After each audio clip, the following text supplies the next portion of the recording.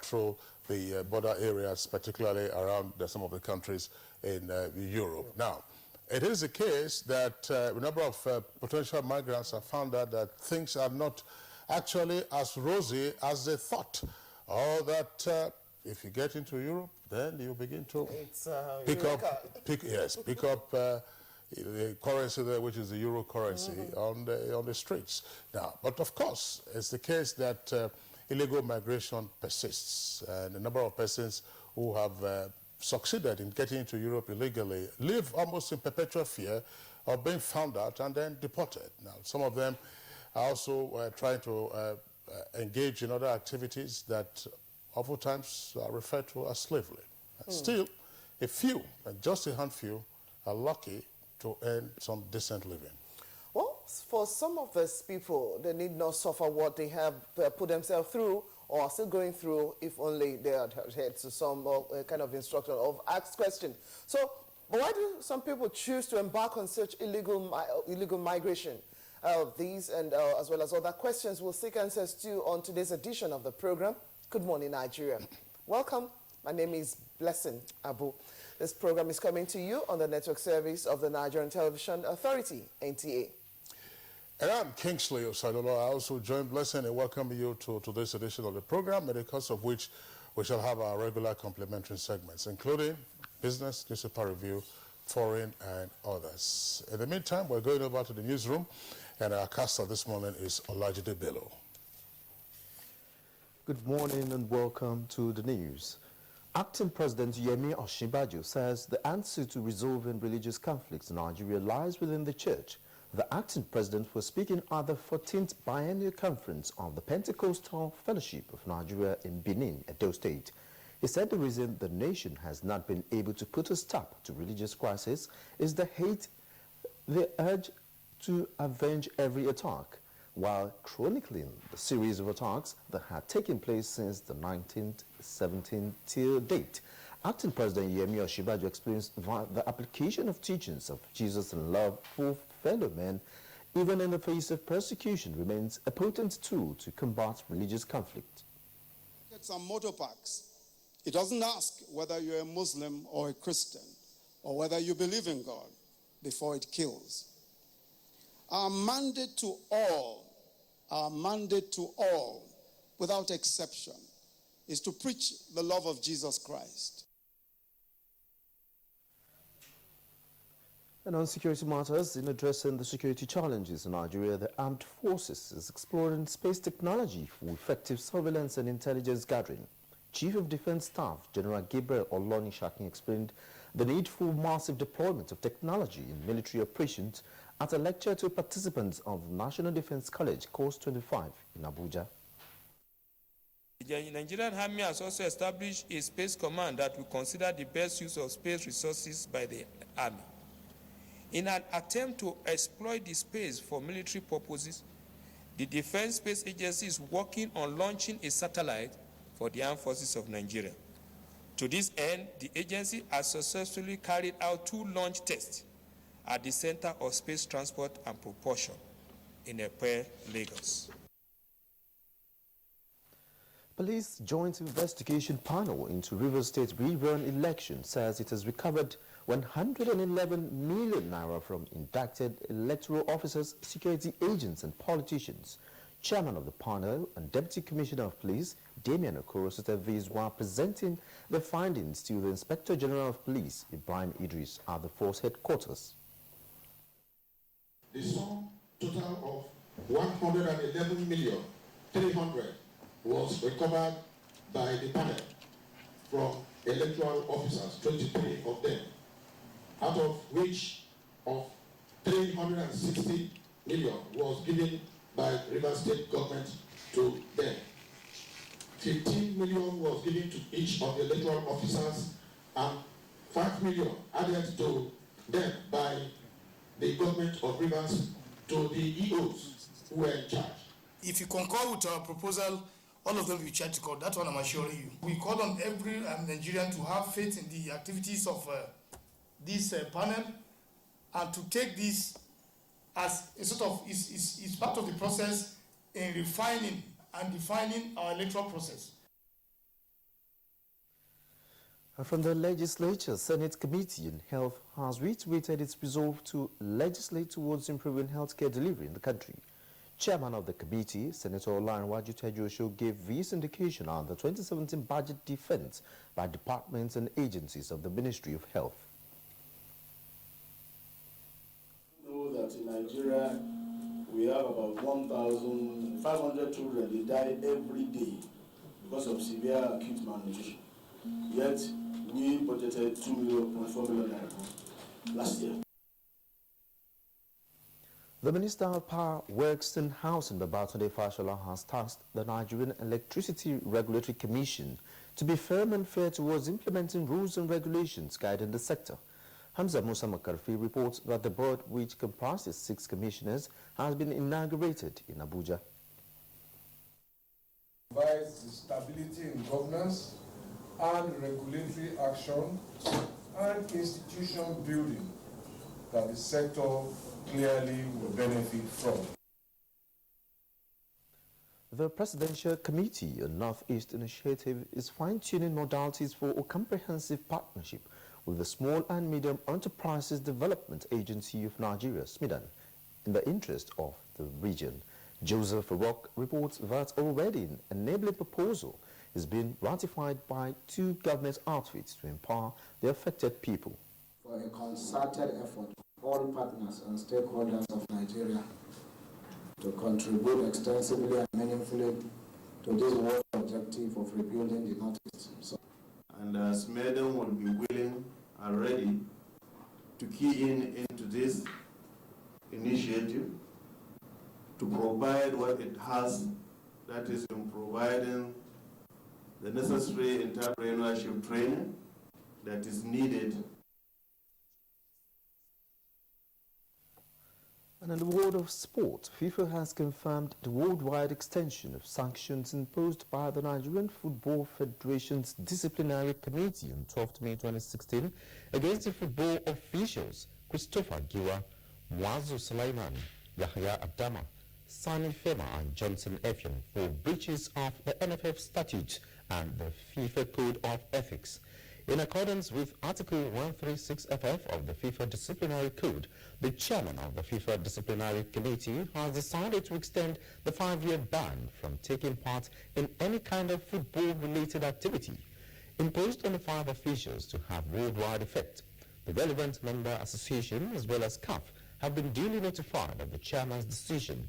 Members of the media with questions relating to the substance of the decision are kindly requested to contact the NFF. And that's the news for now. Good Morning Nigeria continues with Blessing and Kingsley after this break.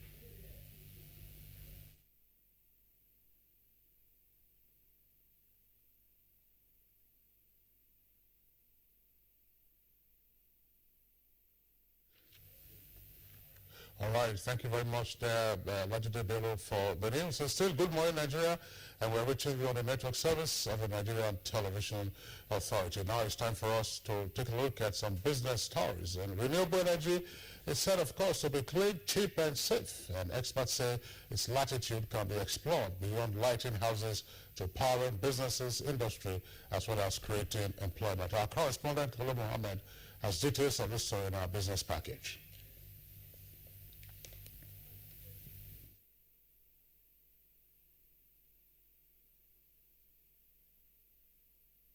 Kolo Mohammed's report in our business package this morning, Blessing, just to indicate once again for the benefit of our viewers while we clear up the glitches there with our with our business package, to indicate that probably what we'll be discussing has to do with migration, illegal migration to Europe, and it's amazing and if not worrisome indeed that despite the publicity campaigns that have been mounted over the years, you still find some uninformed, misguided, or otherwise misdirected young Nigerians. Exactly, with different promises being given to them by their recruiters, especially giving them these false hopes that it could actually be a rosy life out there once you cross these waters or the deserts and pronto, they're in paradise. But it's definitely not as rosy as it's being painted. That's right. All right. Okay. Okay, so that's what we'll be discussing in our discussion segment in the course of the program. We're taking a short break now. When we return, we'll continue with the program. If you hear a bomb explosion or gunshots of an active shooter, that might be a terror attack. At such times, always remember 3 action words. Run, hide, report. Don't try to run towards the terror scene to save the situation, because there might be a second bomb blast or another attack. Run far away and take cover. Make sure you are safe first.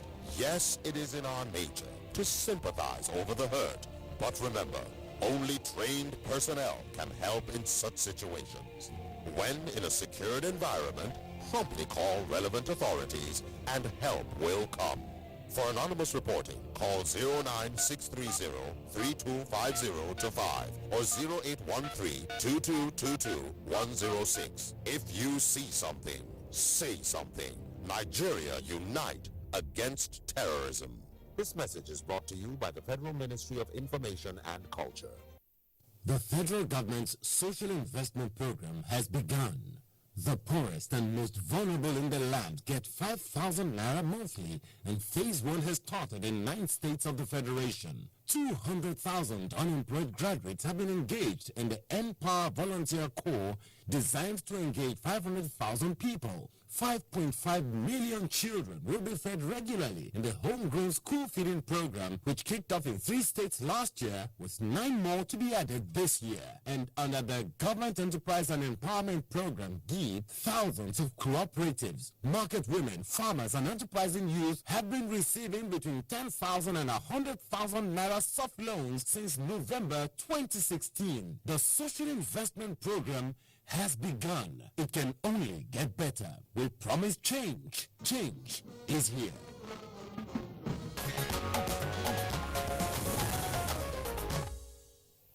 Okay, time now for business reports with Kulum Hamed. Renewable energy is clean, cheap, and safe. Experts say its latitude can be explored beyond lighting houses to powering businesses, industries, as well as creating employment. Let's find out more with Kulum. Small and medium enterprises have a greater potential for creating jobs compared to bigger enterprises.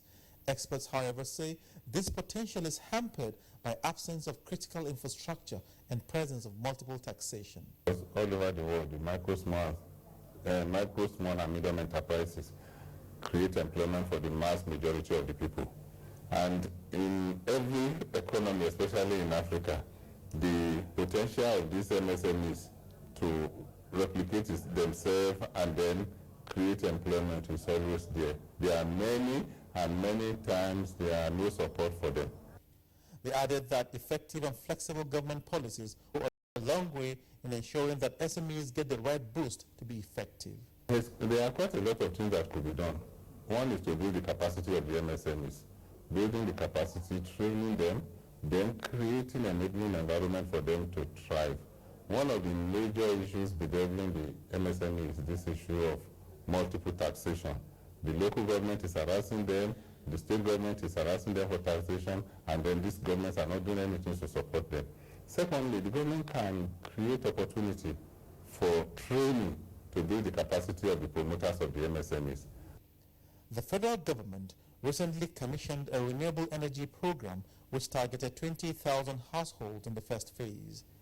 Experts believe the latitude can be explored further beyond lighting houses to powering businesses, irrigation schemes, industries, and job creation. I tell you, solar is cheap, but the problem is it's not everybody who can afford the startup cost. The capex is high.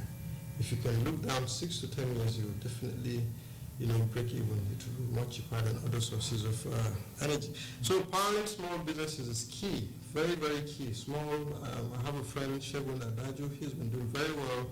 He's put together all the barbers, around Lagos Axis, formed, an association, and then he's been giving them lighting solutions. We've been partnering together, and then they pay over time. So a barber who spends money, 1,000 naira to power his small generator every day, doesn't have to spend that much anymore. He just pays back, and after some time, he owns the equipment, so he doesn't have to pay anybody anymore. But even beyond that, Bigger industries are already going solar. You know, of course, the plants are there.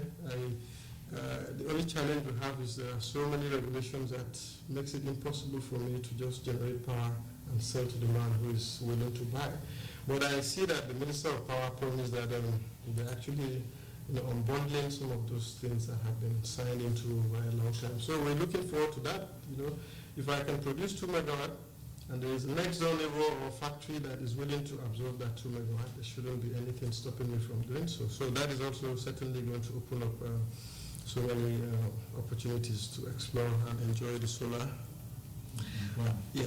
I also think that the basic problem with employment generation in the country today is this fact that we don't have power. I've spoken to a couple of clients in the past few days who are about to shut down their business because of the cost of power. For example, you have a hotel where you're running a 500 kVA. If you have just one guest, you still have to run a 500 kVA generator. So it doesn't make sense. And the latest closing figures from the Nigerian Stock Exchange closed in the red. Here is a graphic summary.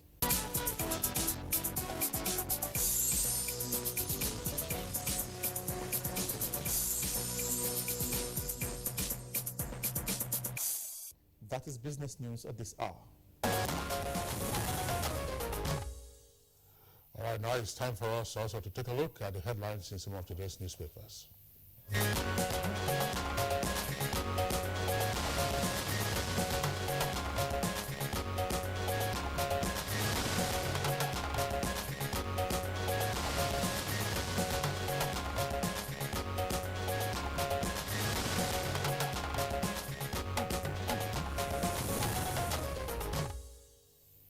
Welcome by Atoyobi, the newspaper reviewer this morning again in studio. Good morning.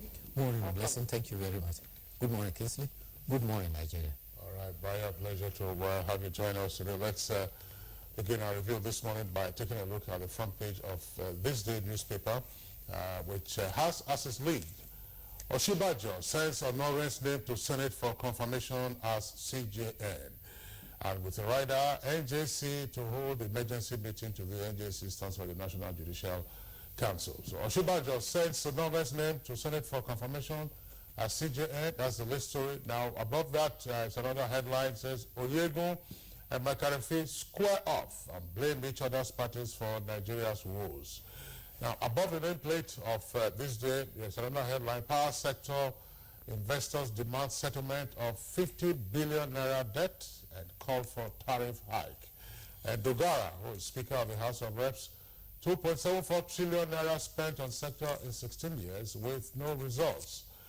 That's the headline there above the nameplate of this day newspaper. So those are the headlines we're taking in the meantime from the paper. Blessing? Okay.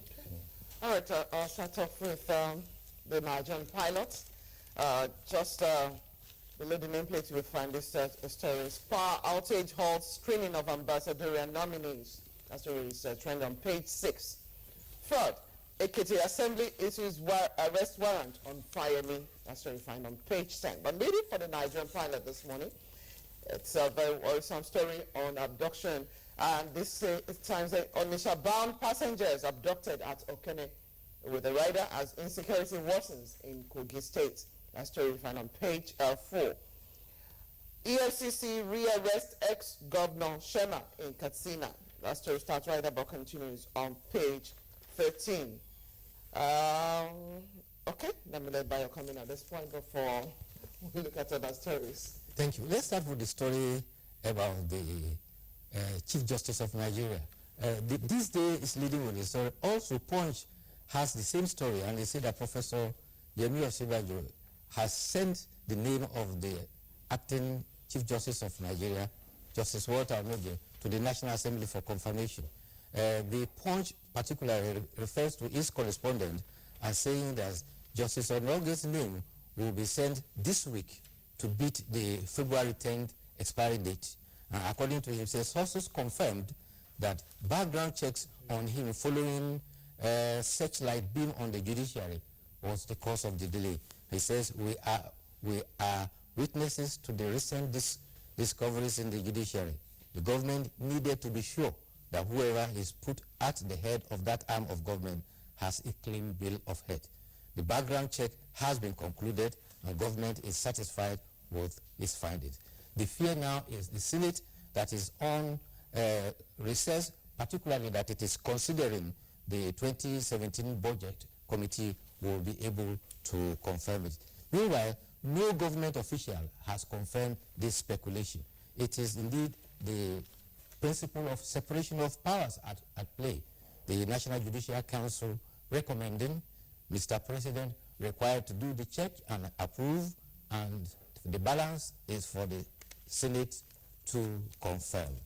Meanwhile, the other alarming story is in Kogi State, where passengers who were commuting from Abuja to Onitsha were stopped about 6:30 a.m. 10 men armed with guns shot into the air sporadically. The driver was forced to stop, he ran away, and 6 of the passengers had been kidnapped. Those who escaped with injuries. Meanwhile, the local government chairman of the area has declared a dusk to dawn curfew. Restrictions have been imposed on operation of beer parlors at a time limit of 8 p.m. The police public relations officer in Lokoja has confirmed this incident, and he said police are on the trail of kidnappers. Okay. All right, let's return to New Telegraph. New Telegraph has the story, Boko Haram pays girls 200 naira to detonate bombs. Boko Haram pays girls 200 naira to detonate bombs. And you have an excerpt there from an 18-year-old Amina, whose photograph is also shown on the page there, with a caption above it saying, Amina, the suicide bomber, the alleged, we'll say, suicide bomber. And here's the quote. It said, they gave us 200 naira each, which they said we should use to buy food for ourselves. It took us 3 days to come to Maiduguri on a motorcycle. They said if we press the button, the bomb will explode and we will automatically go to heaven. That's according to 18-year-old Amina. Now, also there on the front page of New Telegraph, just immediately below the nameplate, you have a window of 4 headlines. Says, Ozekobe kicks as EFCC freezes account over Fayoshe's 75 million naira. That's on page 6 in greater detail. British Airways shuns Kaduna Airport, cites logistics. That's on page 3. And 6 Lagos PDP lawmakers set to defect to APC. That's on page 31. And Rivers government, police bribery allegation, shameful and defamatory. That's on page 5. And then above the nameplate of New Telegraph, 2 other headlines, NNPC moves autonomy for 25 units and subsidiaries, and to implement efficiency and profitability framework. Federal government reads riot act to IOCs over contract value remittance. That's in greater detail also on page 5. And below the photograph, on the main photographs on the front page of New Telegraph, there's another headline there, Senate screens ambassadorial nominees in darkness. And then you also have Dogara, the Speaker of the House, lamenting the amount of money spent on the power sector. 2.7 trillion naira spent on power without light. Okay, we'll return to the Nigerian pilots. There's still some 4 headlines there. Just below the photograph, we have the story on Osinbajo remains acting president. This is coming from the Senate. That's what you find on page 5. And still on page 5, the story about the 200 naira being the reward for going on suicide bombing mission. I was given 200 naira for suicide bombing. Boko Haram suspects the cries. Police reports aimed at blackmail. This has come from the River State government. With the rider says allegation of bribe to INEC officials false. 2.2 billion naira fraud allegation. Court freezes chief registrar to others' account. And on page 6, you find the story, come clean on Buhari's health status. Doctors tell presidency. Quickly now to the Daily Sun. We have just beside the nameplate, we got 200 naira each to kill suicide bomber. That's still the story on the suicide bombing. But moving to the leading headline for the Daily Sun, how we killed Obasanjo's 3rd term bid. Governor Masari with a rider says, Nnamani and I rejected offer to be interim president and VP. Power sector must be rescued. This is a story credited to Senate President Bukola Saraki. Find us on page 8. Will stop fuel import in 2019. That's coming from Kachuku. Page 43 will let you into that story. Nasarawa sacks 10 commissioners in cabinet shakeup. Page 13. Well, let's start with the Rivers State story. You recall that the Inspector General of Police had appointed a 50-member investigating panel to look into allegations of bribe giving regarding the December 10th rerun election in Rivers State. And they found out that a total sum of 360 million were given to electoral officers. And so far, the investigative team have recovered 111,300,000 from 23 INEC officials. He said 3 senior officials were admitted receiving and directly, according to them, from Governor Nyesom Wike. 3 senior electoral officers each got 20 million, while the other junior officers got 15 million naira each. Meanwhile, 6 policemen that were also indicted for electoral malpractices have been dismissed and they are awaiting prosecution. The Inspector General of Police says a report will be formally sent to the Attorney General of the Federation and they will be prosecuted in court. Meanwhile, the Rivers State government, on whose behalf the Commissioner of Information has made a statement, he said that Rivers State government has challenged the police to show proof that Governor Nyesom Wike induced INEC officials. The Commissioner of Information, Dr. Tam George, says the state government consider the allegation by the police shameful and defamatory. Meanwhile, the story about the power outage, this was during the Senate confirmation process for non-career ambassadors. 46 of them were under consideration, but nevertheless, they went on and 23 have been scrapped. But Speaker Dogara has lamented that in the last 16 years, 2.7 trillion has been spent on power and nothing. And the Senate President also added his word, lamenting that what we have found is that privatization was done for Genco, Transco, and Disco, but we found that people who know nothing about distribution were the one that won the contract. One begin to wonder what was the role of the Bureau for Public Enterprises in this privatizing process. All right. Well, that's the much that we can take in our review segment, just to indicate, of course, that there will be matters arising from all of this. You know, the stack of Naira notes that we saw yesterday on television reminds you of what played out on the floor of the National Assembly when they were discussing Ghana must go. But it's also the case of the police officers. It was DSP who was beheaded in Rivers. We hope that, you know, that justice will also be meted out in that case. Maria, see you tomorrow. Tomorrow we'll be on there. Thank you. All right, let's see. Good morning, Nigeria. We're taking a short break now. When we return, of course, we'll be taking on our principal item for discussion, which has to do with illegal migration and the dire consequences.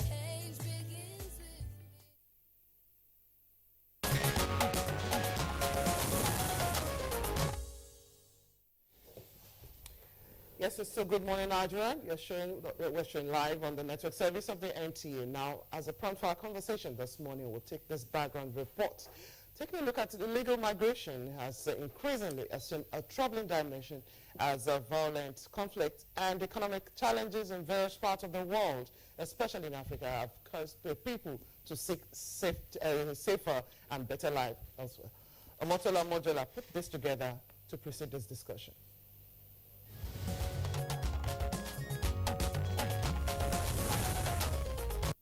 The quest for greener pastures is a dream of every human. The avalanche of crises across countries of the world leading to the displacement of persons, hunger, inadequate infrastructure and lack of good governance, among other factors, have caused a social divide among people of different races, leading many to seek to go elsewhere, believing things will be better. The hope of a better life elsewhere has become a higher stake, despite the deadly voyage across oceans and the dangers of crossing the desert. While some have been successful in crossing borders to the land of their dream, others do not live to tell their tale, as the quest sometimes terminates with their bodies ending up on the ocean floor or being swallowed up by the sand dunes in the desert. Despite reports that have shown clearly the risk involved, more persons still leave their homelands for other places, Nigerians being a large part of the population. Research by the European Union reveals that Nigeria has the 5th highest number of citizens illegally migrating to Europe, and some 7,436 crossed in the second quarter of 2015.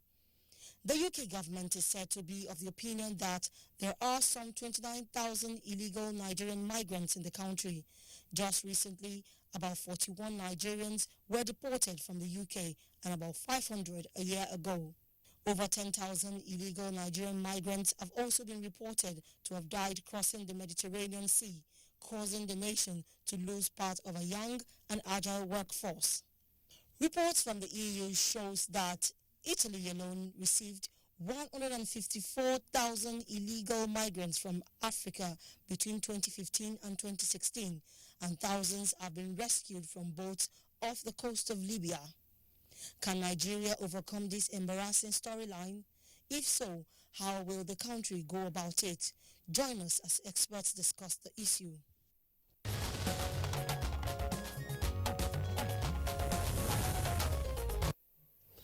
All right, Omotola Mojola, thank you very much there for that background report. Now we are being joined by 3 guests here in the Abuja studios. First, at this time, we'd like to welcome the European Union Ambassador to Nigeria and ECOWAS, His Excellency Michel Arion. Your Excellency, a pleasure to have you join us on the program today. Thank you. Okay.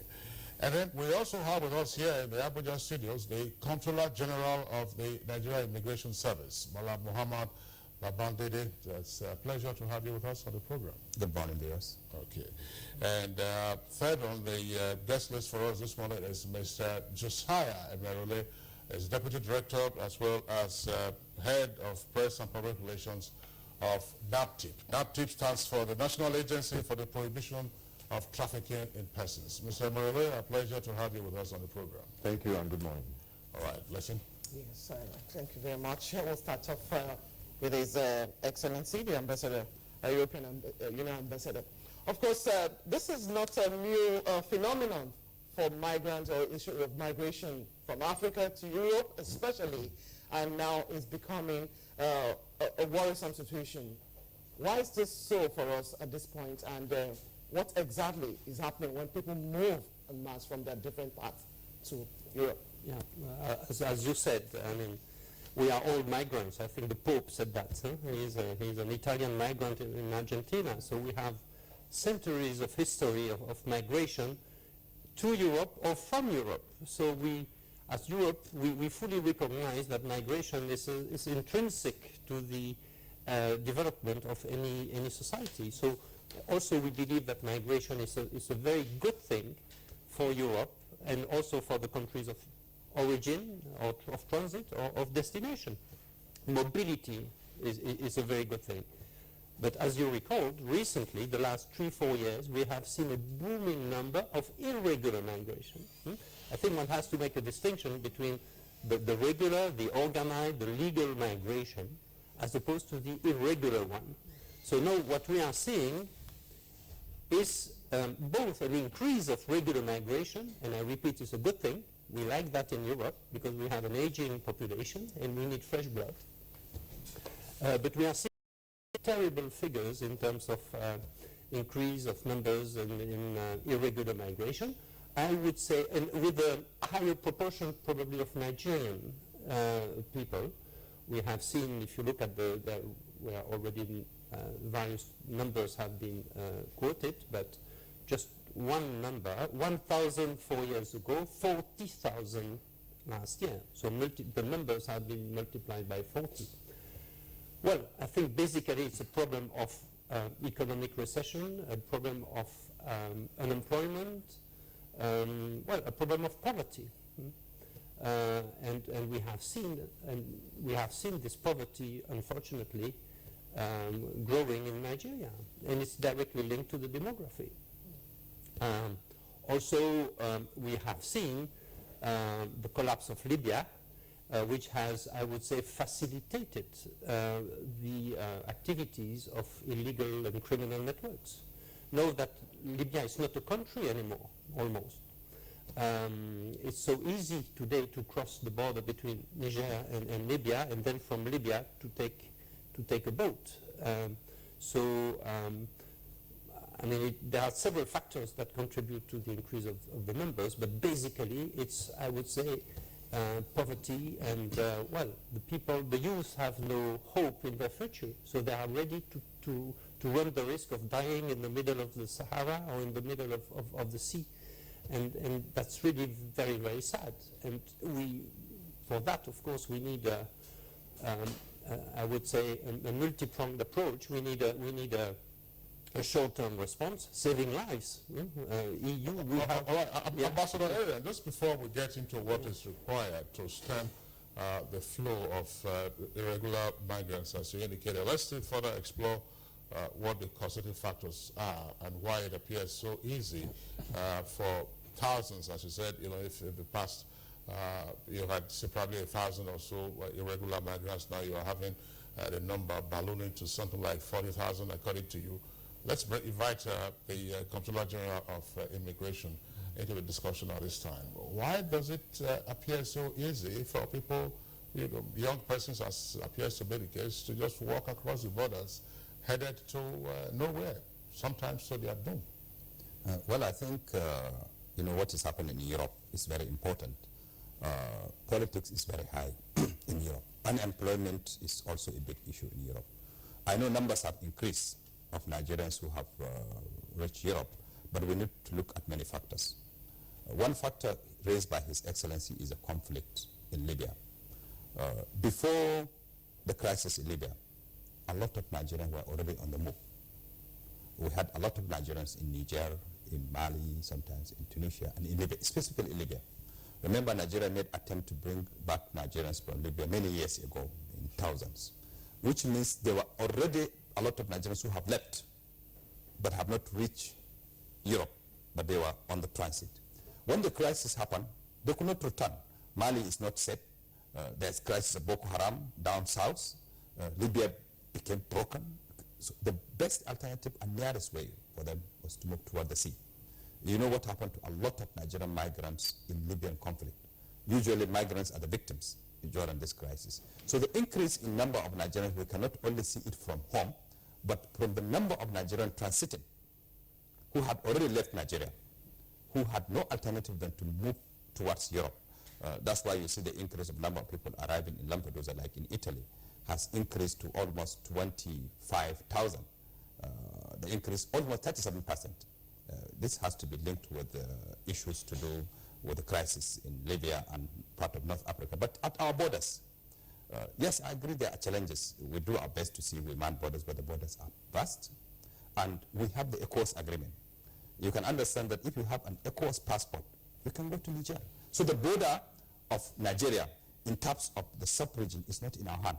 It's in the hand of Niger, for example, if you're going toward North Africa. If you have an ECOWAS travel certificate which allows you to move around the sub-region, you are free to, nobody will challenge you, you can go to Niger.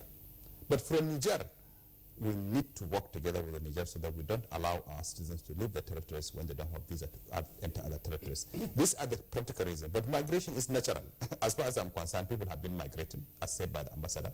In Nigeria, even before colonial time, if you look at our history, people will say, oh, I came from the east. Or I came from, so we have been migrating. But when the colonial time came, cities moved internally, we moved around, and after independence, we are linked with our countries of origin. People started to move. But this movement is natural. We just need to manage them. That's what is important. Okay, Controller will want to touch on those areas of the issue of certificates, passports, as well as some of those means of actually traveling, which are actually fake or whatever ways that they have manufactured them, and take a look at that.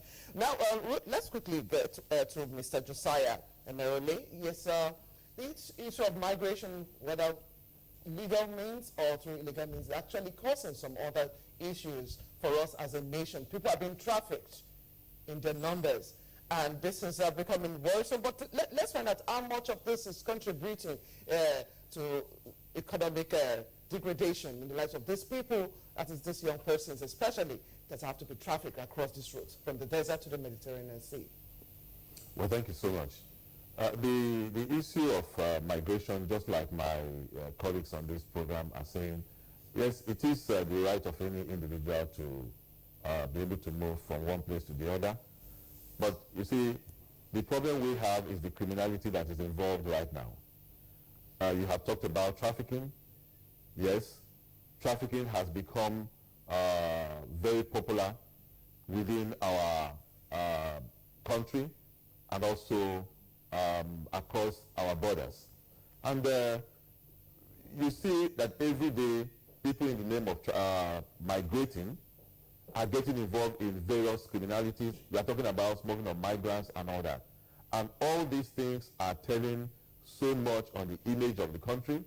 These things are also telling so much on the economy of the country, because the number of people, the number of children that are being trafficked are also causing us, is also causing us a lot of problems, in the sense that if these people who are supposed to be the leaders of tomorrow are destroyed at this time, what that means that those we are supposed to hand over power to in the future will not be there.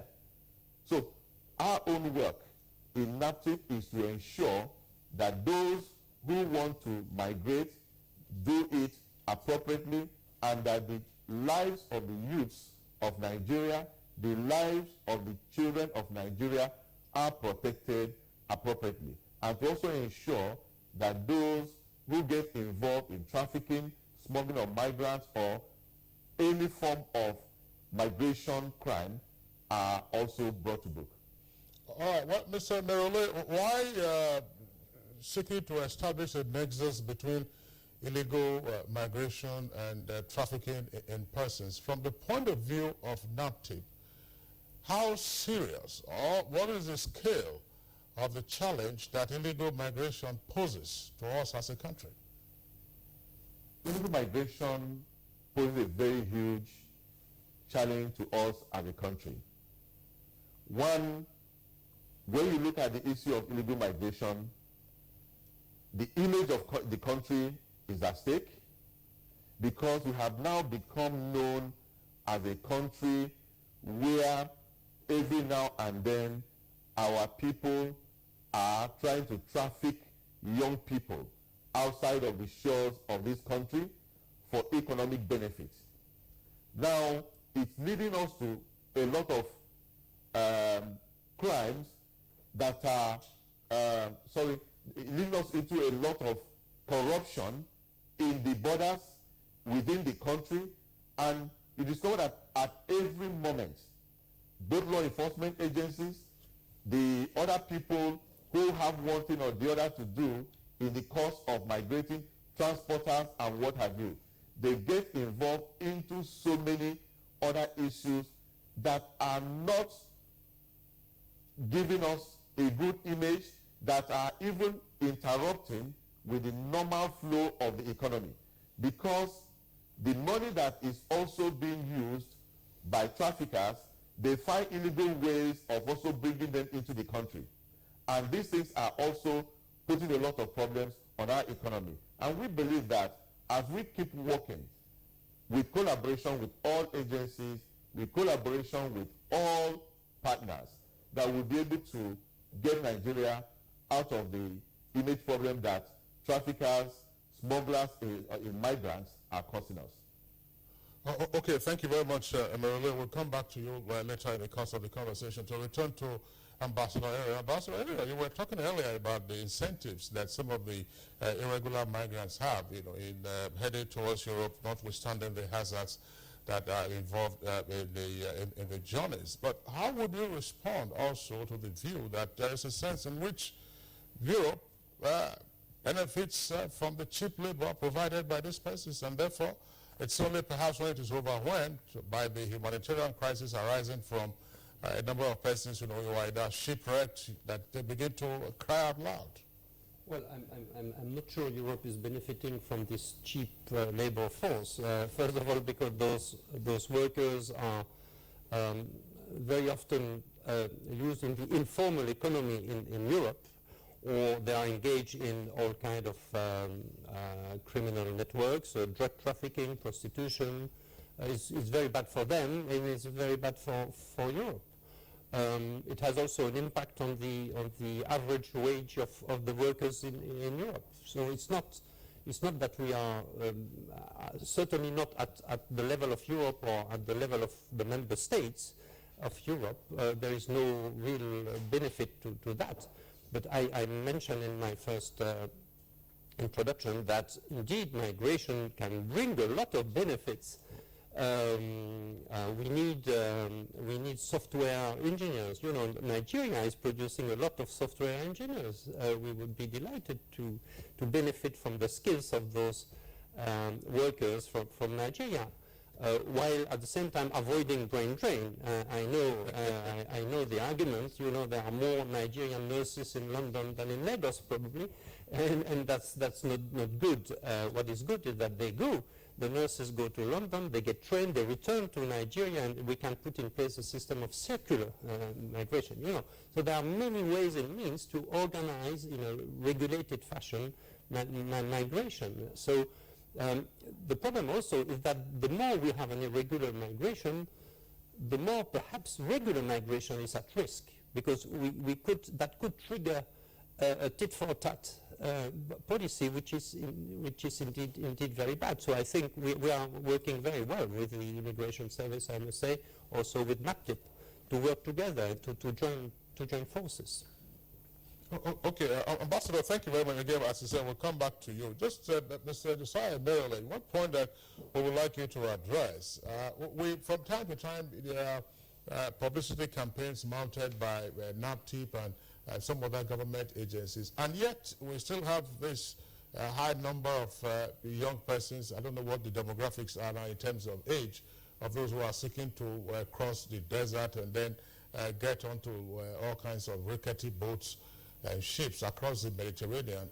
Is the publicity or public enlightenment effort failing? Well, it is not failing. Our public enlightenment efforts have been very successful, but you see, there are issues that need to be addressed to be able to keep our young people at home. There are factors that increase vulnerability to some of these things that are also beyond the control of NAPTIP.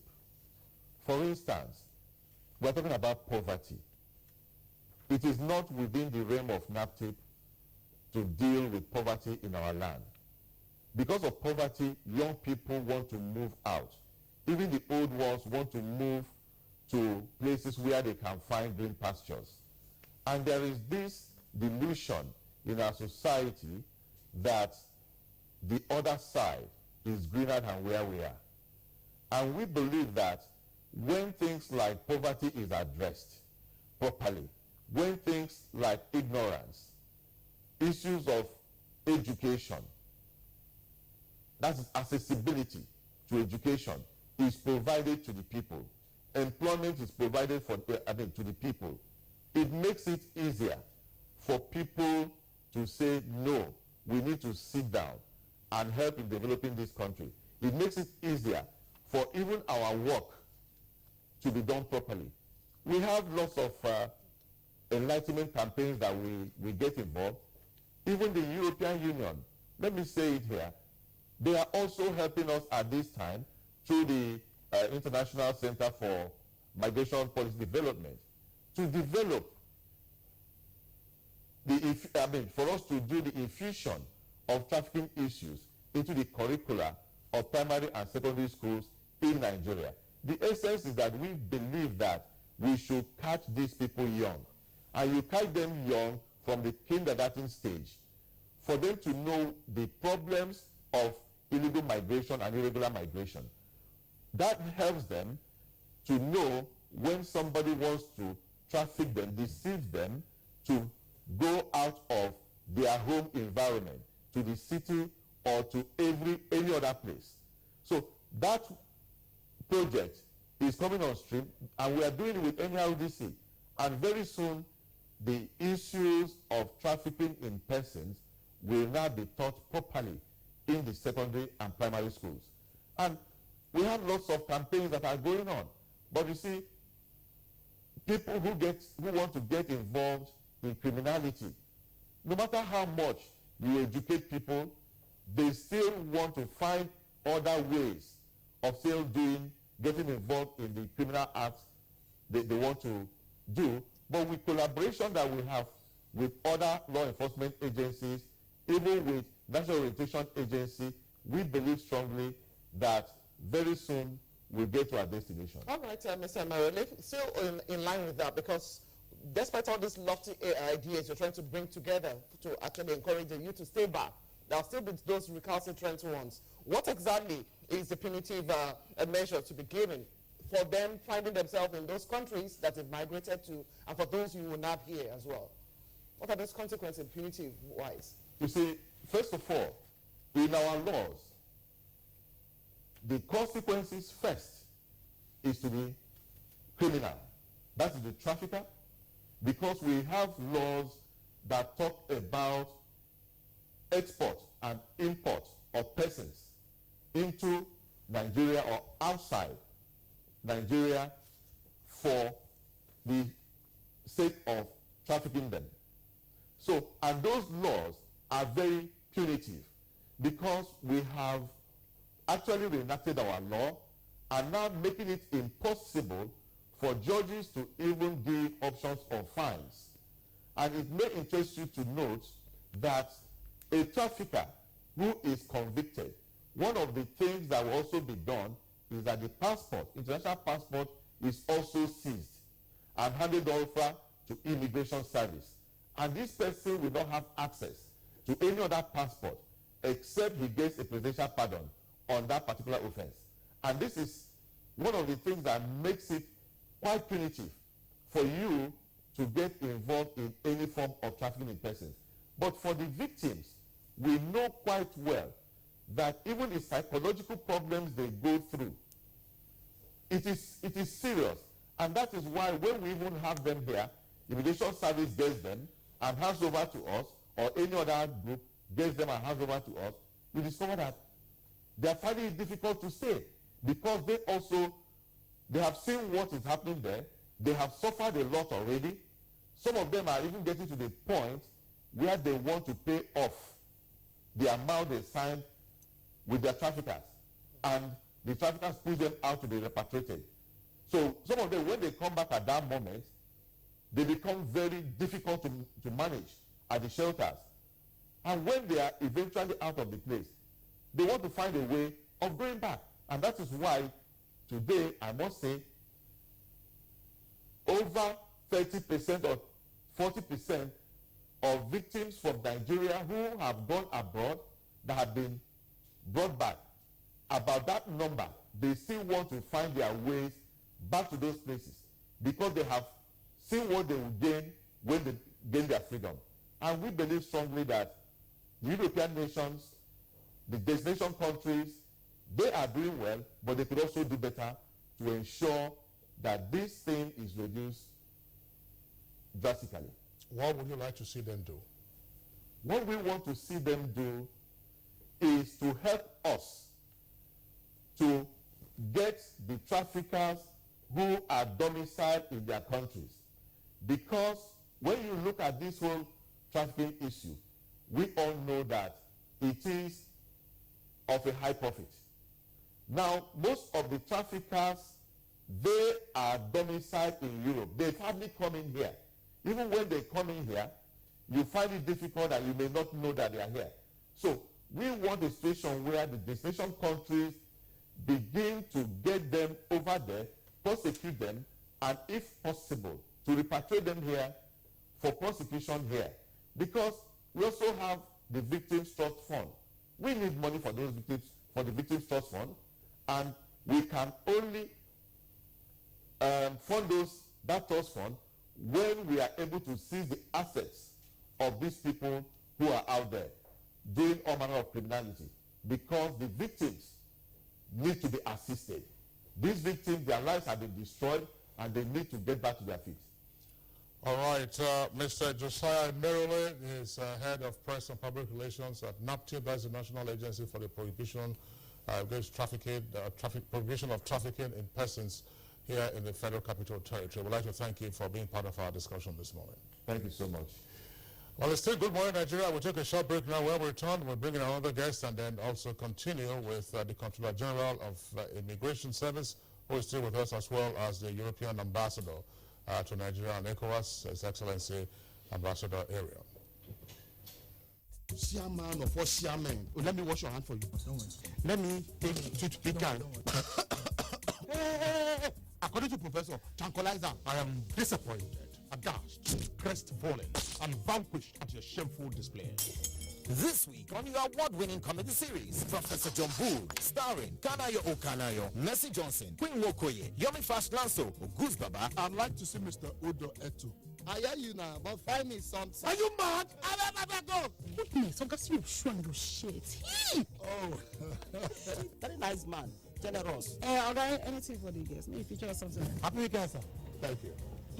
Today is Wednesday. Professor John Bull, this Tuesday and Friday, 8:30 to 9 p.m. on NTA Network, International, and Star Times. I'm finished. Who finished you? Over and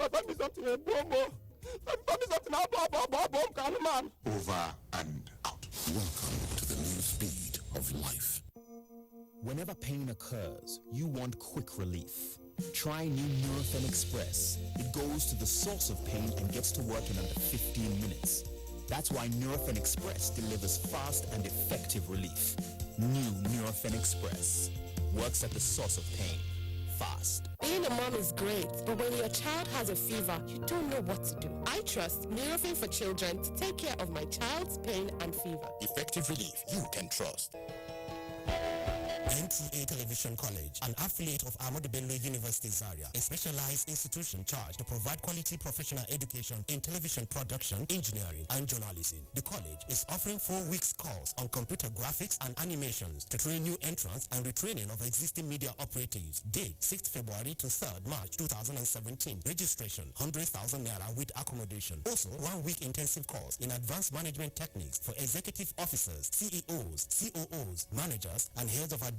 Date 13th of March to 17th of March 2017. Registration 20,000 naira. Another 4 weeks course on principles and practice of marketing for marketing heads in radios and television houses, public relation agencies, media heads in advertising, brand support managers, media brokers, and heads of corporate affairs. Date 20th of March to 14th April 2017. Registration 100,000 naira with accommodation. All courses will take place at NTA Television College Rayfield Jos. For more inquiries, call 08069809807 or call 070-366-07155 or email us at ntacollege@gmail.com. NTA Television College, training you to be the best you want to be.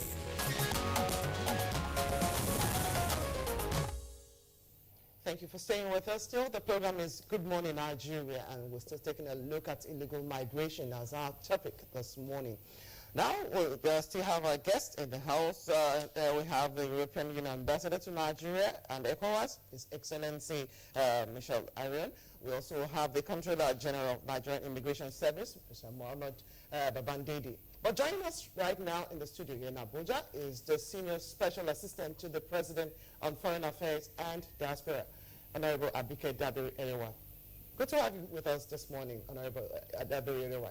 Good morning. Nice to be with you. Good morning.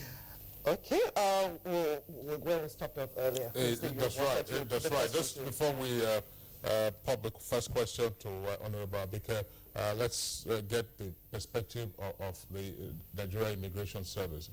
Do you have the opportunity of interacting with persons, who have either been repatriated or who have, one way or the other, on their own, returned to Nigeria? What kind of information do they give you in terms of their experiences and in terms of the condition of their colleagues who are over there? Because Emerald seemed to be suggesting a moment ago that there's that motivation for some of them to want to go back. Well, I think we need to have a clear understanding of concepts. There's nothing like illegal migrant. We don't talk about illegal migrant. We talk about irregular migrants, those who travel irregularly. And you become irregular, either you enter the territory because you're not supposed to enter. You have no correct document, or you don't enter through the correct borders. Or after entry through the right way, you have your visa, you enter that territory and later you become irregular by overstaying or by doing activities which is against the contract of your entry. For example, you enter a territory in Nigeria that you are coming as a visitor and you take up employment. That is irregular. You become irregular because it's illegal for you to do that. Many Nigerians have found themselves in that position, but how do they get to Europe? Or because we are more concerned to Europe, but not knowing that migration is very vast within the sub-region in West Africa. We have been moving around within the sub-region. But those who get to Europe, it is important to know that not all of them are trafficked. The number of people trafficked is negligible. Some of them travel irregularly by themselves, looking for opportunity for greener pastures. Some of them were smuggled. Smuggling means somebody who cannot enter, who is not qualified to enter somebody's territory. You allowed him to enter. That person is being smuggled. He's not going to be used, just opportunity to enter that territory. That can be done even officially. When people are applying for visas for NTA, for example, if NTA crew are traveling to London for a visit, and the protocol added one name, that he's part of the crew. Which is not done here. No, I know. I'm just giving example. I'm giving example. I'm giving example. Let's say immigration service. Okay, let's say another institution. Yes. When name is added, that person is smuggled. Because that protocol officer has smuggled that individual into a territory that person cannot enter. It doesn't matter, NTA or immigration, anybody. But persons who have been trafficked are persons who have been taken either in Nigeria or outside Nigeria, but after they reach their destination, they are continuously exploited. That exploitation can be labor, can be sexual, or any form of exploitation. I'm sorry to say that this form of mobility has two legislation, which we need to understand. There is a legislation against smuggling of persons, which is domesticated with the Nigerian Immigration Service.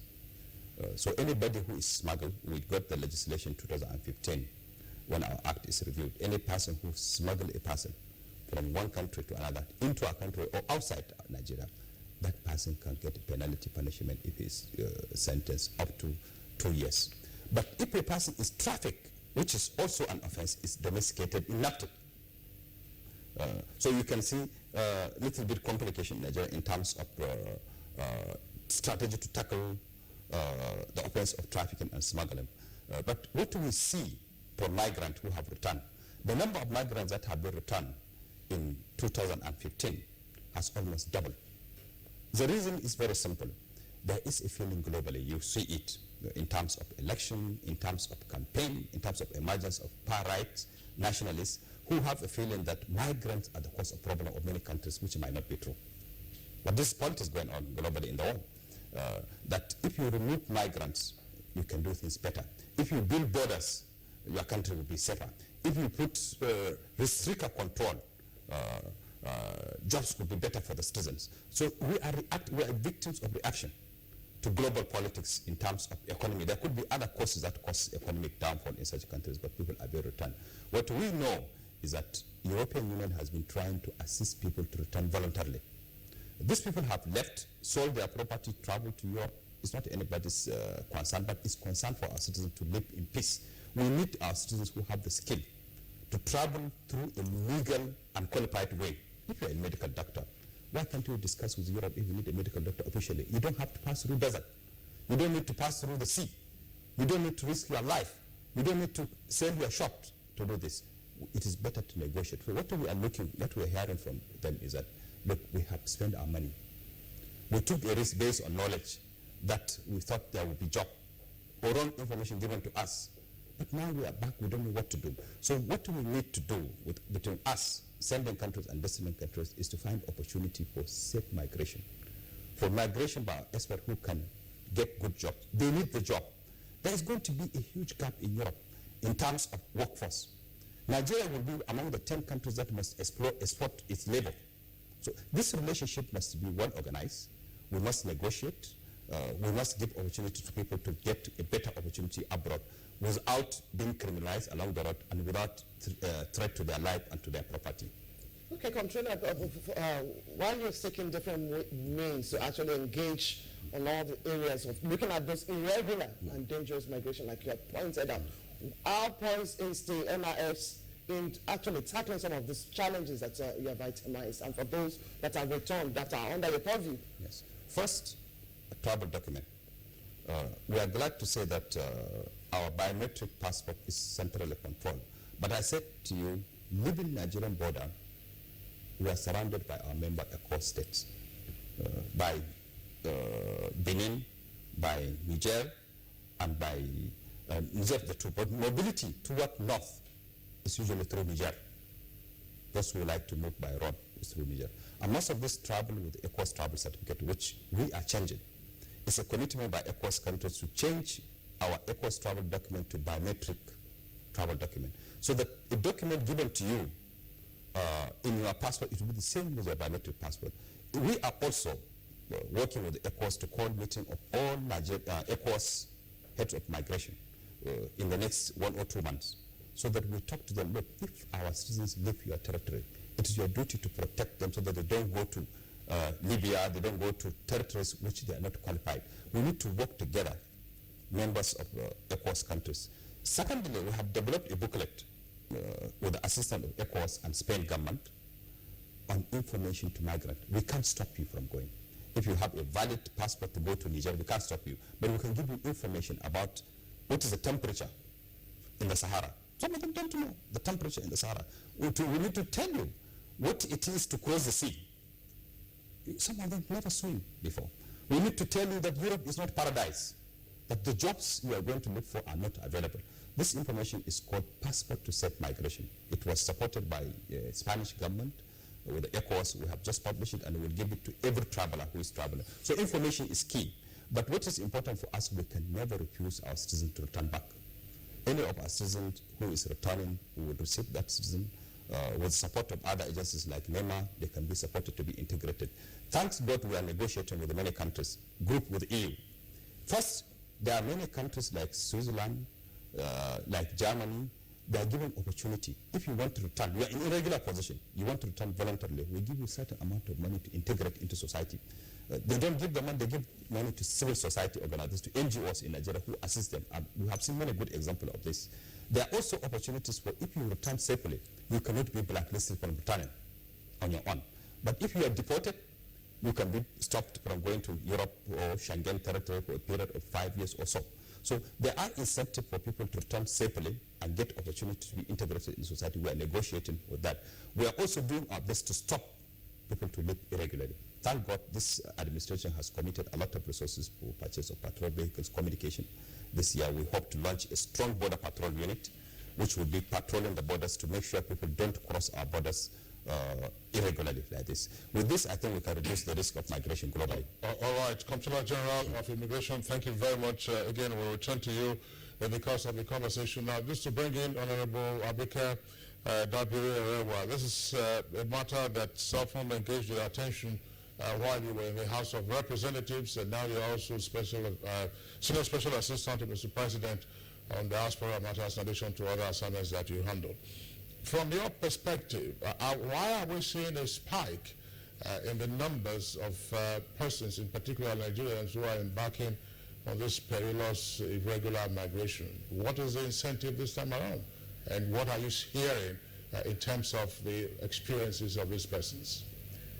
Well, I won't say a spike, actually. I'll just say the world is now paying more attention to the issue of, well, as the CG said, irregular migration. It's something that has always been there. We've always talked about it. We've drawn attention to it. But now that's really affecting Europe, America, because of war, conflicts in other countries, our Arab countries and all that, is now getting world attention. It's always been there. So I won't call it a spike. But however, as the Comptroller General said, and I want to commend the Immigration Service for having done quite a lot in this regard, and as they said, they're going to do a lot more. So it's sometimes disheartening to see young, decent men and women actually go to waste their lives in some of these countries. And that is why we want to continue to work with other agencies to continue to spread the awareness and the information that is usually not greener out there. And I believe that some people do know. You see, sometimes no matter what you tell them, some people, they will still go. You know, why do you want to put your life through all that risk? We get all sorts of reasons, they will still go. But the more we continue spreading the information, the more we continue spreading the message. And when we get real examples, which we're trying to, get, like for instance, two people came back from Libya and they were telling their stories. And they were saying, thank God Nigeria even brought us back. Thank God we have our lives back. Thank God we're even surviving. And I keep telling the story of a particular guy we brought back from Libya. He was locked up with his wife and his son, and he was going to be killed. But he got back to Nigeria, somewhere in Oyo State. He started by selling recharge cards, and he grew the business. And today, the last time I spoke to him was about a few years ago. He had built a house, he had another child, and he was in school. So we're still looking for it, and if you're listening to me, just show up and help others to help themselves. So it's disheartening, but however, we can't give up. So the more information we give, the more communication we give. When some say, well, it's poverty, well, what would you, for instance, if you had, sometimes you get as much, you could spend money, almost 700,000 naira, sell all your property, sell all you have, because you want to migrate to Europe. It's based on false information. So I think at this point in time, the more we tell our people, and then also when they come back, reintegration. We've heard a lot about the voluntary assistance return program. One, we have to let our people know that some countries you can actually return voluntarily and nothing will happen to you. You are not going to be deported. You can go back again. In fact, just yesterday I met a team from Germany. They want to set up a German assistance center in Nigeria. And then again, there are some families that actually encourage women in particular. I mean, there was the time we got so involved. We went to a family. I don't have to mention the state. And we spoke to the girl's mother. The girl actually called us on the phone. I was like, I've been locked up in this room.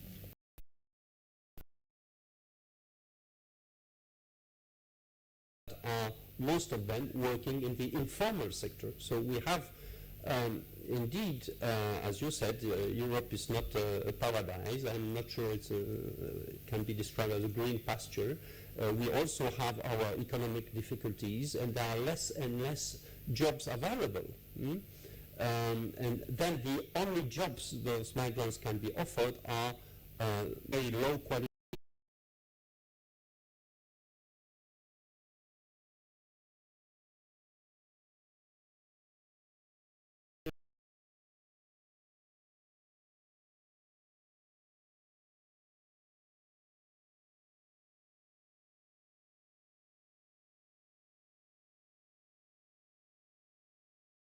Does the borders, and who is responsible for the protection of irregular migrant rights? Beggar Ime says, if Nigeria does her own work right in providing opportunities for our citizens, there will be no need for these illegal migrations. Mohammed Salam has this tweet. It says, migration cannot be stopped in Nigeria until our economy gets better structure and institutional development, such as in advanced countries. From Mohammed lies with every embassy. have to admit that some do better than others, but we cannot generalize. But since he has been specific, I'm sure the ministry will look into it, and whoever is there will have to do the right thing. And yes, we agree, jobs have to be created, and that is one of the major pillars of this administration. In fact, I'll tell you that I know of 3 returnees that got into the Empower program. You know, they benefited from the Empower program, and what they did, they just went online and applied and got. And then, you know, this government is encouraging agriculture. You know, but if we work to, like, you know, those that are coming back, UK will deport maybe in another 2-3 months, another 40 or so. And, you know, we need to work on reintegration. And also, one of the suggestions we have is working with the states. And in particular, we have 2 states that we're going to be working with, Edo and Oyo State. If you're a citizen of that state and you have to find yourself back in Nigeria, there are programs that the states are creating that you can benefit from. So I think if we do that with more states, yes, jobs have to be created, we agree, but sometimes we just have to be a bit more creative about the way we go about these things. That yes, there has to be more awareness about irregular migration. Yes, government has to live up to its responsibility, create more jobs, but most importantly is to know that what Elizabeth cannot be an allegation.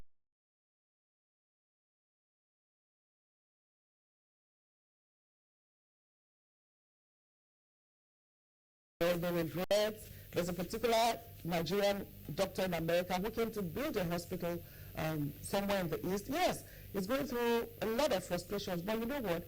He's so glad he's taking the leap. And he's so glad that this will not last forever. It's temporary. And no matter what, he's going to be much better than the person who is still going through what he left behind. And there's a lady who was in my office yesterday. She came back not too long ago. And you know what? She's also glad that she's back. So yes, it's not El Dorado. This is the most challenging period of our life. You know, when you talk about the J curve, you know, we're at the bottom of the J now. All we can do is go up. It's going to be painful. It's going to take time. But all we can do is go up. You know, so it's tough, it's rough, but it's not better out there. The EU ambassador too has said it. The world is a more dangerous place now. It's getting very dangerous, and it's just not worth it. However, the risk has to be taken, but Nigeria needs to do what it has to do, create jobs, give better governance and all that. And this administration is doing that. But whatever the case, it's not worth going through the desert.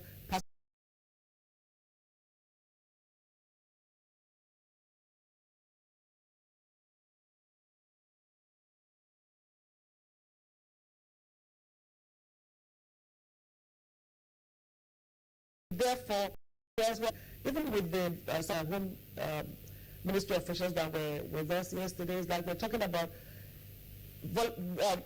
reintegration. You know, Switzerland has a program, Germany has a program. We hope that other countries will have the same program, and with partnership with the Nigerian government, we have to do what we have to do for our citizens. Among our member states, you can take your passport and go anywhere in ECOWAS without a visa. One of the routes which is predominant, 80% of our irregular migrant courses is through North Africa. That North African border we have is with the Niger Republic. We have been talking to Niger. Last week I was in Kebbi, the border, to see our relationship with them. And what I found was disturbing.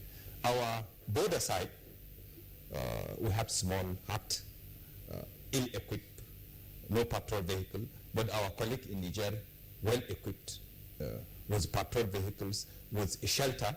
If persons are irregular, they can keep them. If their people are criminal, they can detain them. We don't have such facilities.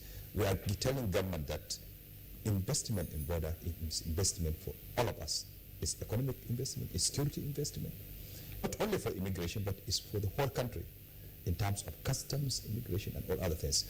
I said this year government assisted us in border patrol units, but we cannot, however much strong men we have, we cannot do it alone.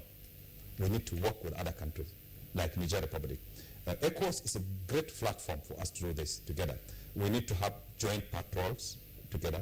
We need to share information, like the way the Europeans work. Europe has a Frontex, a common border agency, which you work in each country's territory. You can cross each other countries and stop irregular migrants and talk to one another. This is the type of dream I'm trying to build when we are inviting heads of migration in the sub-region. Look, if we find our citizens in your territory, consider them as your citizens. After all, ECOWAS is a citizenship. We said ECOWAS member state. We are citizens of ECOWAS. So if you allow a Nigerian citizen to cross the border, and Nigeria is doing well now, the number of increase you see, as I said, as far as I'm concerned, is not number of people who are living now. A number of people who have been pushed due to the crisis in North Africa. Libya, if you see the number of issues, SA to the president spoke about number of deportees, there are a lot of Nigerians stranded in Libya. So it takes more. We need information, we need law enforcement cooperation, we need to strengthen our border issues, and we need to work with the destination countries to make sure those who are returning don't go back. And the best way they don't go back is to ensure that they are reintegrated into society. Otherwise, they become criminalized and cause increase in crime in Nigeria, because the route to Europe by road is a training ground for criminality. By the time when you cross the desert, you stay a long time in countries like Morocco. Morocco, why we're having a lot of problems for the mission. I'm not standing for foreign affairs. But the number of Nigerians in Morocco who want to cross is so large that it is very difficult for the embassy at this time to manage as a consular issue. They cannot be able to take care of them, to return them. But I'm sad to hear that travel document will not be given. Anybody who is a Nigerian citizen has a right to return home. And it so is perhaps to take up that and look into it. Yeah. All right, there are more reactions from Nigerians watching this program. Let's quickly take a look at that. From Muhammad Jami Sadara, it says, what the politicians know how to do best is stealing and investing in foreign countries, illegal migration will be the result. And then we have this from Solomon Olakunle. It says, federal government should try to reduce the level of poverty and provide a conducive environment for the people. This will actually go a long way in stemming irregular migration. Dele Jack Solomon, this is a national clarion call to our leaders in Nigeria to look inward towards creating a benevolent political and economic atmosphere. And then Muhammad Jamil says, anyone who wants to go out there should remember that there is no free meal awaiting you, but hard labor. And they are abscond most of the time under duress. From Solomon Dembo, when government fails to provide security and economic prosperity, then citizens must find greener pastures, even in the unknown. All right, and then Jack Solomon again, Dele Jack Solomon says, I don't think this trend, that is irregular migration, will stop until government provides the enabling environment. And from Solomon Dembo again, it is unfortunate that even countries like Chad and Niger now have more pull factors than Nigeria. All right, so those will be the last set of tweets that we are taking for the conversation segment today. Let's just get the closing thoughts of the European Union ambassador to Nigeria and ECOWAS. This is a challenge that you say the European countries are trying to withstand, but what more, for instance, can we expect in terms of collaboration between the EU and, shall we say, sending countries? Yes. Well, I think I could make a comment on ECOWAS, because I think ECOWAS so far has been a relatively good achievement in terms of free movement of goods and people, despite all difficulties and challenges to cross a border. And here we have to make the distinction between the external borders of ECOWAS with the internal borders. Okay. As you know, and as the Controller General recalled, you can cross the borders with Benin or with Niger even without a passport normally. But for that you should have a means of identification. I think a good solution, and we as EU and EU member states, we would be happy to help the government in giving a digital identity to all Nigerians, a biometric identity. You know, so far it has proven almost impossible to give all Nigerians an ID. And well, NIMSI is working on that. Well, they are working on that since when? They have issued 1 million ID cards. 1 million. They have identified 12 or 14 million people.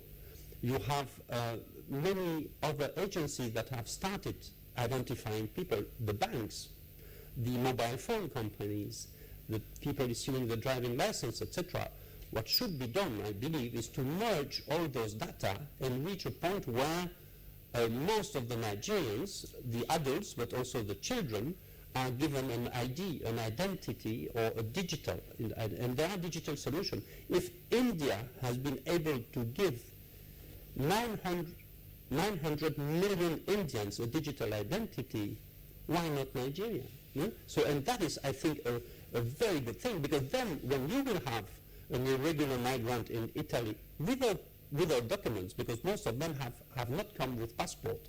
Again, the situation in the UK is different, because most of the people, as is what rightly recalled, have arrived with a valid passport, a valid visa, and then they are overstaying. But this is not the situation for many other irregular migrants. They have come without papers, without IDs. If their biometrics could be captured and compared and matched with an existing ID database, that would help a lot. All right, that's from the European Union Ambassador, Honorable Abika Dabiri. Can we get your closing thoughts very quickly? Yes, we thank all those who made those comments. Indeed, government should provide an enabling environment, and government will provide an enabling environment. These are tough times, no doubt. These are difficult times, but these times will not last forever. With all the efforts government is putting in, no matter how hard this administration has worked in the last 2 years, it will take a while to see the results, but the results will come. And yes, government must provide the environment, jobs must be created, and infrastructure must be provided. We agree with you absolutely, and that is what the administration is working on. But you see, as we talk about irregular migration, don't forget that we have Nigerians all over the world doing great, fantastic things. And the good thing is these Nigerians are also working with Nigeria to make Nigeria a better place to live in. And there's also an advantage in what we're talking about. Time for Africa to look inwards. In fact, within the ECOWAS region, as we have heard, there's a lot of migration. There's a lot that can happen. There's a lot of economic benefits that we can get from working within Africa than going to Europe, where it's getting tougher anyway. So we hopefully, if some years from now, maybe Europeans will be migrating regularly to Africa.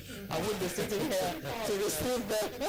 All right, Honorable Abika Dabiri, Senior Special Assistant to the President on Foreign Affairs and Diaspora Matters, we'd like to thank you for being part of our discussion this morning.